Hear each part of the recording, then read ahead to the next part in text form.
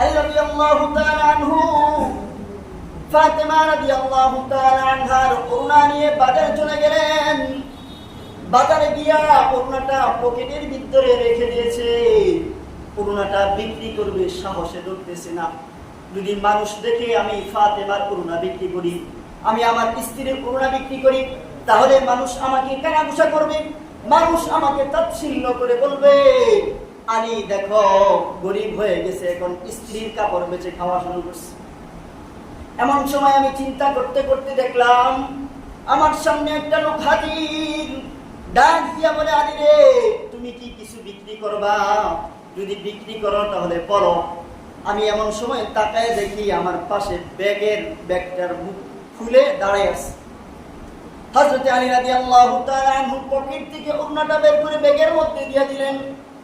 ব্যাগের মধ্যে দেওয়ার পর লোকটা ওড়নাটা দেখলো না, ব্যাগের মুখটা মেরে আলী রাদিয়াল্লাহু তাআলা আনহুকে 6টা দিরহাম দিয়ে ওই লোকটা ওখান থেকে চলে গেলেন। আলী রাদিয়াল্লাহু তাআলা আনহু খুশি হয়ে 6টা দিরহাম নিয়ে খাবারের দোকানে গেলেন। খাবারের দোকানে যাইয়া খাবার কিনবেন, 6 দিরহামের খাবার প্যাকেট হয়ে গেছে। এমন সময় একজন ফকির এসে বলে, আলী আমি 2 দিন ধরে ক্ষুধার্ত, তুমি কি আমাকে কিছু দিবা? আবার আলী রাদিয়াল্লাহু তাআলা আনহু মনে মনে চিন্তা করলেন, আমি তাকে 1টা দিরহাম দিব, বাকি দিরহামগুলো দিয়ে আমি খাবার কিনে নিয়ে যাব। এমন সময় আলী রাদিয়াল্লাহু তাআলা আনহুর মাথায় কোরআনুল কারীমের একটা আয়াত তার কানের ভিতরে ভেসে আসলো, ওয়া আম্মাস সাইলা ফালা তানহার। ও আলী, যদি কেউ তোমার কাছে সাইল করে তাহলে তাকে ফিরে দিও না। যেই ব্যক্তি তোমার কাছে সাইল করবে তাকে তুমি ফিরে দিও না, যদি চায় তাহলে তাকে দিয়া দাও। আলী রাদিয়াল্লাহু নবীজির একজন সাহাবী হাদিস বর্ণনা করেন যে আল্লাহ পাকের এক বান্দা মাঠের মধ্য দিয়ে হেঁটে যাইতেছে। এমন সময় আসমানের মেঘমালা থেকে আওয়াজ আসতেছে, অমুকের খেতে অমুকের জমিনে বৃষ্টি বর্ষণ করো। আল্লাহ পাকের বান্দা বড় আশ্চর্য হয়ে ওই মেঘমালার পিছনে ছুটলেন। মেঘমালাটা যাইতেছে অমুকের ক্ষেতের দিকে। তো দেখে যায় কিছুক্ষণ পরে মেঘমালা বৃষ্টি বর্ষণ করতেছে জমিনের ভিতরে। ওই সমস্ত নালার পানিগুলো এক নালার ভিতরে জমা হয়ে একটা ক্ষেতের দিকে যাইতেছে। আর দেখে আল্লাহ তাআলার এক বান্দা ওই কুদাল দিয়া ড্রেনগুলো পরিষ্কার করে করে তার জমিনে নিতেছে পানি। জিজ্ঞাসা করলো, ও আল্লাহর বান্দা আপনার নাম কি অমুক? বলে, হ্যাঁ আমার নাম অমুক। বলে, কেন জিজ্ঞাসা করলেন? আমি জিজ্ঞাসা করলাম এই জন্য, আমি আসমানের মেঘমালার ভিতরে খণ্ডের ভিতরে আওয়াজ শুনতে পেলাম আপনার নাম মেঘমালার ভিতরে বলল যে অমুকের জমিনের ভিতরে পানি বর্ষণ করো, বৃষ্টি বর্ষণ করো। বলে, আপনি এই ফজিলত কেমন করে আদায় করলেন? এই বরকত কেমনে আদায় করলেন?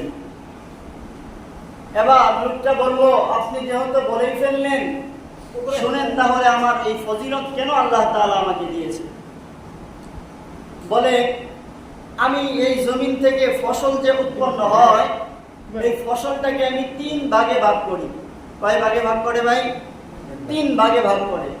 1 ভাগ ফসল আমি সংসারের জন্য খরচ করি, 1 ভাগ ফসল আমি গরিব মিসকিন অসহায় মসজিদ মাদ্রাসা ইত্যাদিতে দান সদকা করি, আরেক ভাগ ফসলের সম্পত্তি আমি রেখে দেই, এটা জমিনের জন্য রেখে দিই।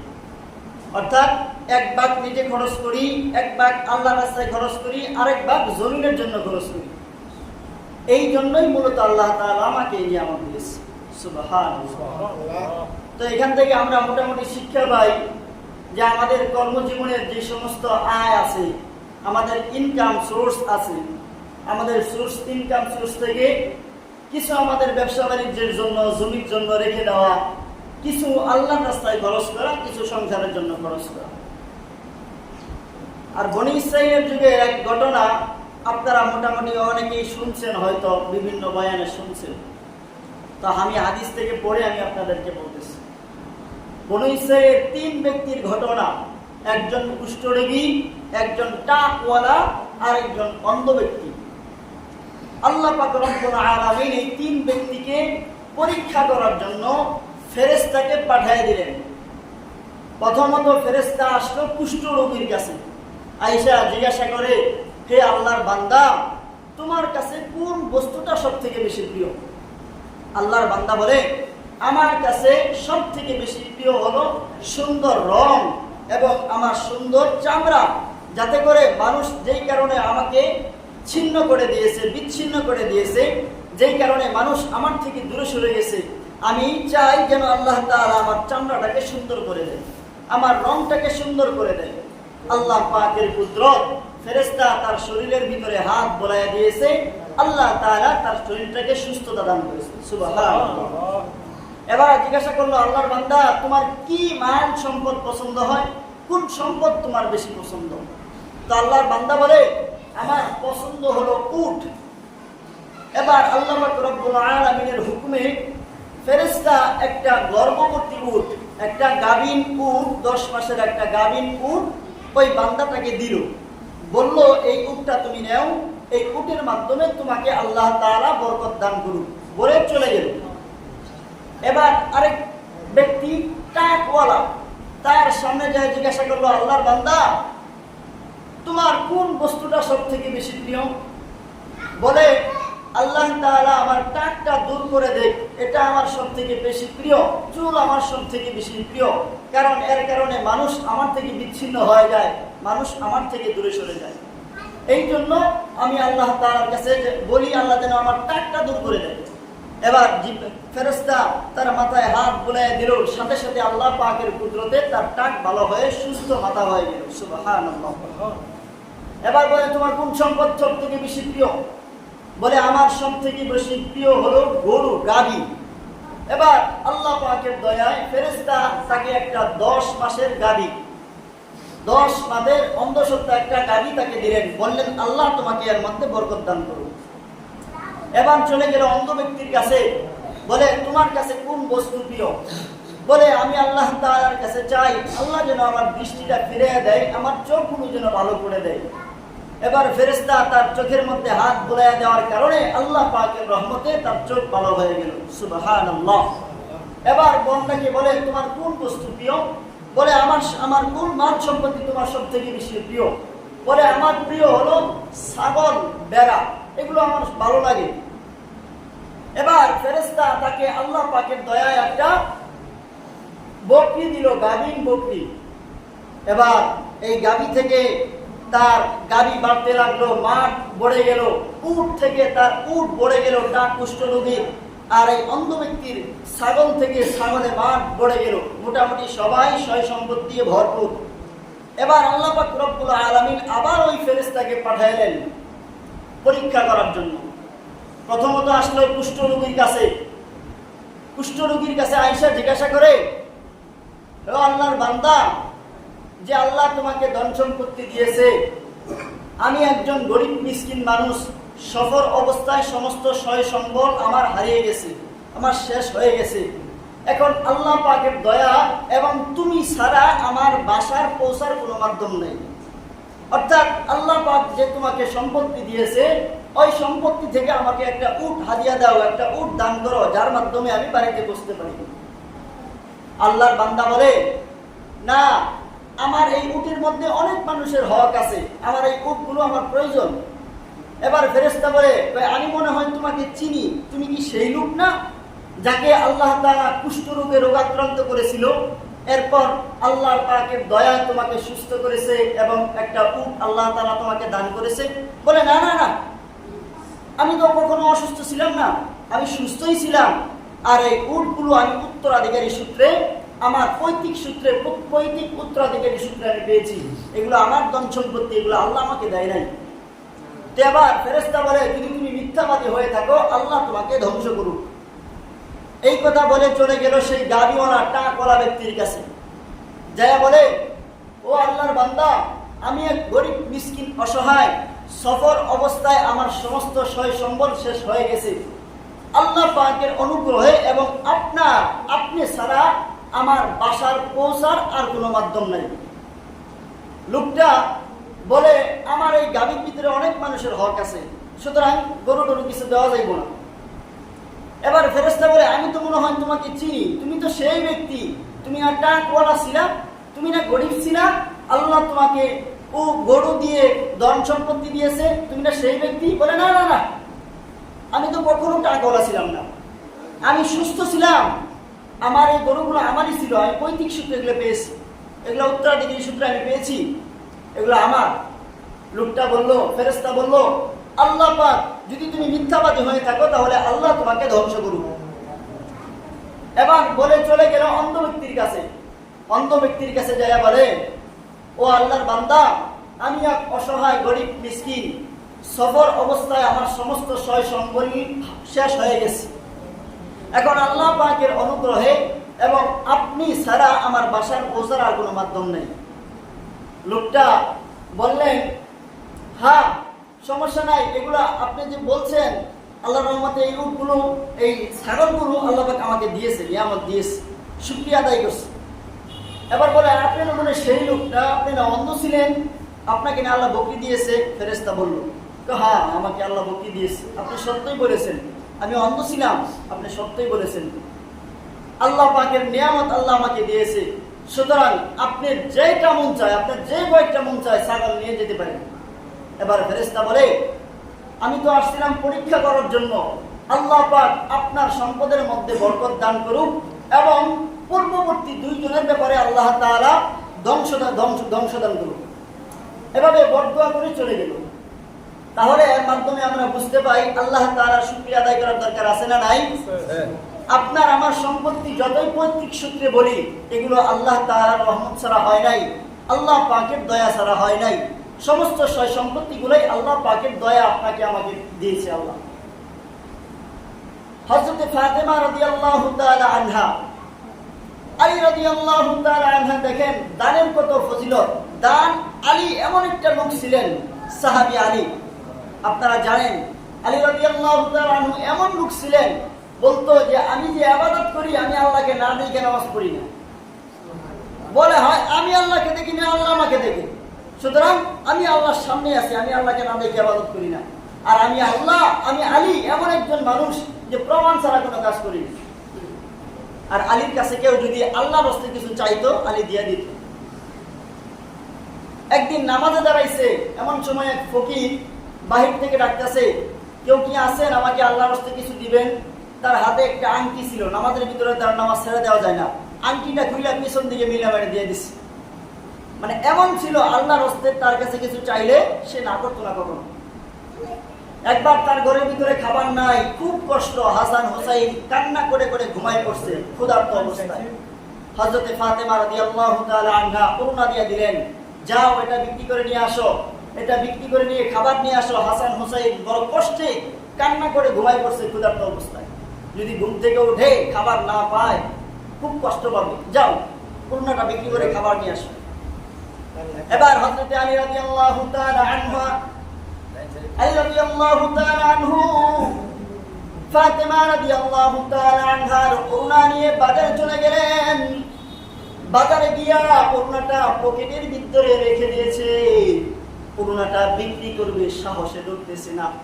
যদি মানুষ দেখে আমি ফাতেমার করুণা বিক্রি করি, আমি আমার স্ত্রীর করুণা বিক্রি করি, তাহলে মানুষ আমাকে কানাঘুষা করবে, মানুষ আমাকে তাচ্ছিল্য করে বলবে, আলী দেখো গরিব হয়ে গেছে, এখন স্ত্রীর কাপড় বেচে খাওয়া শুরু করছে। এমন সময় আমি চিন্তা করতে করতে দেখলাম আমার সামনে একটা লোক হাজির, ডাক দিয়া বলে, আলী রে তুমি কি কিছু বিক্রি করবা? যদি বিক্রি করো তাহলে বলো। আমি এমন সময় তাকায় দেখি আমার পাশে ব্যাগটার মুখ খুলে দাঁড়ায় আছে। হযরত আলী রাদিয়াল্লাহু তাআলা আনহু পকেট থেকে ওড়নাটা বের করে ব্যাগের মধ্যে দিয়ে দিলেন।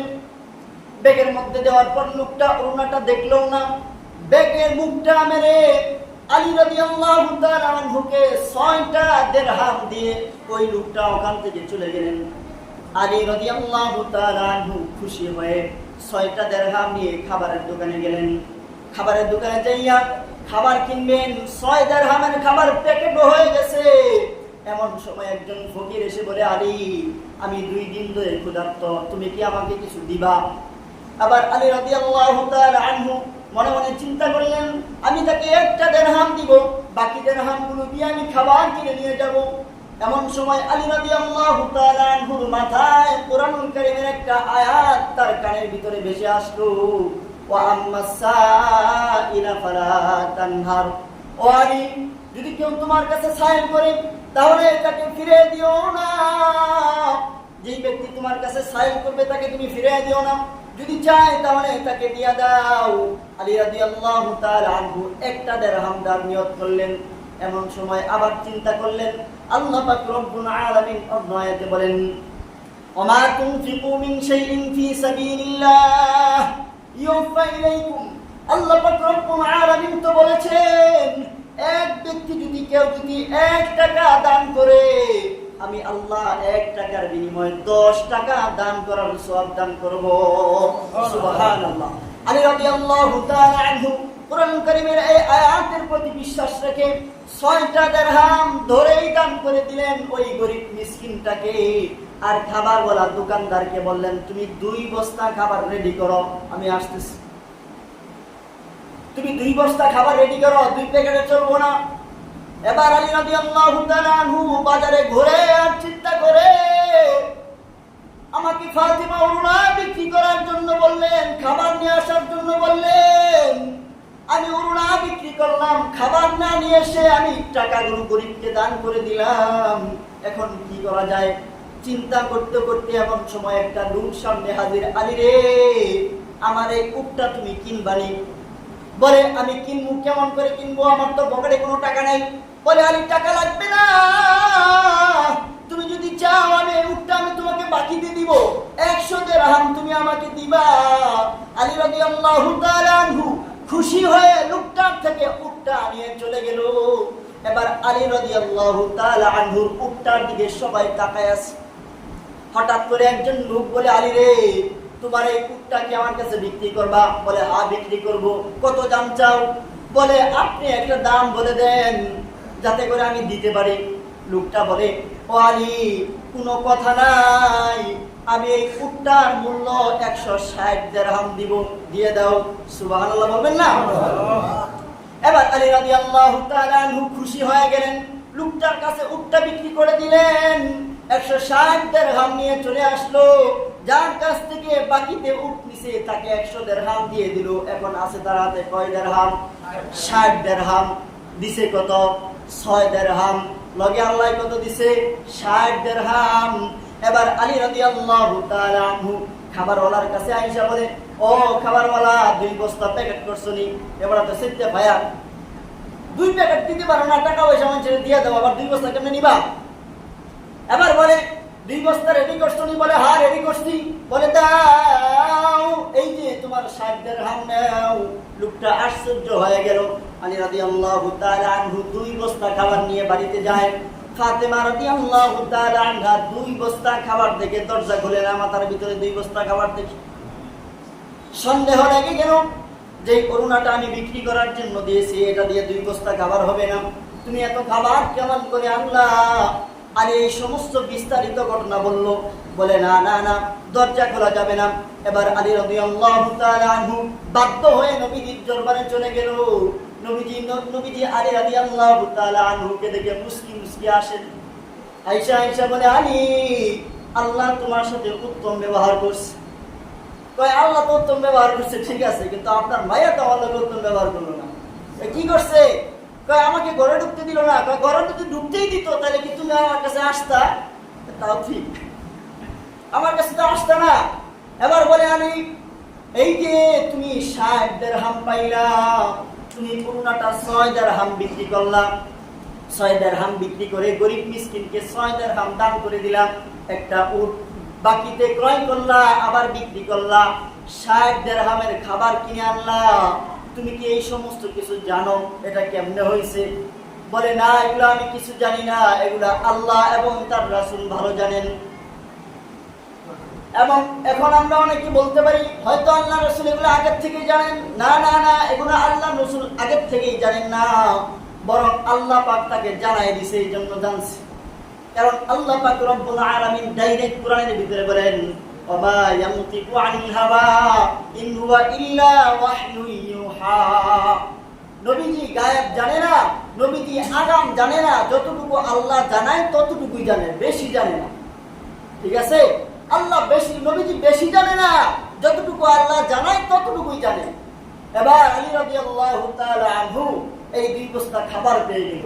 তাহলে এর মাঝখান থেকে আমরা কি বুঝতে পারলাম ভাইরা? মোটামুটি দান করলে দানের বিনিময়ে আসে না। আমরা ইনশাআল্লাহ চেষ্টা করব বেশি বেশি দান করার জন্য। গত সপ্তাহে আপনারা দেখছেন টাইস কিছু লাগানো আছিল না, আল্লাহ পাকের রহমতে 2টা দেওয়াল করে 4টা দেওয়াল টাইস হয়ে গেছে। এখন মেম্বার সাহেব কইতেছে, আমগর এই যে ফয়স সাহেব কইতেছে, সবাই কইতেছে যে আমরা পিছন নিয়ে একসাথে করে ভালোই। এখন আপনারা কি করেন, সব একসাথে হয়ে যাক কিনা? সবাই রাজি আছেন তো? একটু জোরে জোরে আওয়াজ দেন না। এই মসজিদটা সবখানে টাইস হয়ে যাক, আপনারা চান না? যদি চান তাহলে কিছু দিতেও হবে, কি বলেন? দিতে হবে না? আল্লাহ পাক রব্বুল আলামিন সবাইকে দান করার তৌফিক দান করেন, সকলেই বলেন আমিন। এখন যদি 2-4 মিনিট কিছু চাই, দিবেন আপনারা? দিবেন? হ্যাঁ কর না কেউ, হ্যাঁ করলেই তো দড়ি।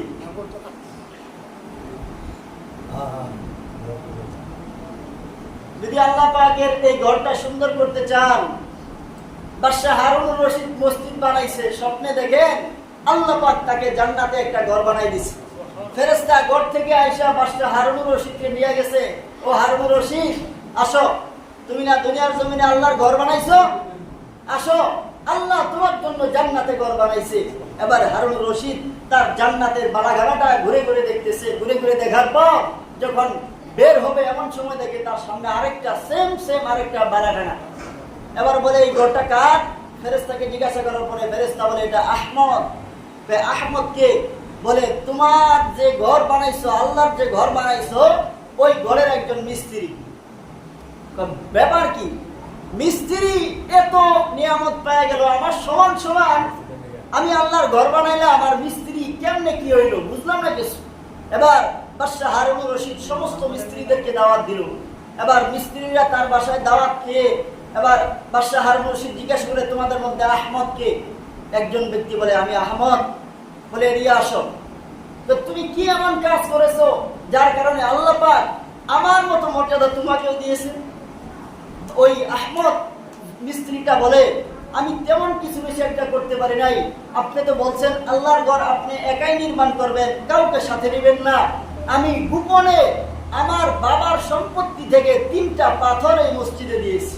সুবহানাল্লাহ, দেখছেন সামর্থ্য নাই, গরিব মানুষ, 3টা পাথর দিছে মাত্র মসজিদে।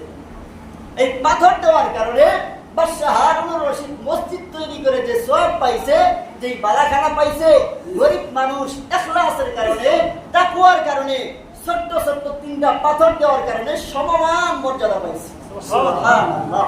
এই জন্য কেউ হতাশ হবেন না, যতটুকু পারেন মসজিদে দিবেন। রাজি আছেন না ইনশাআল্লাহ?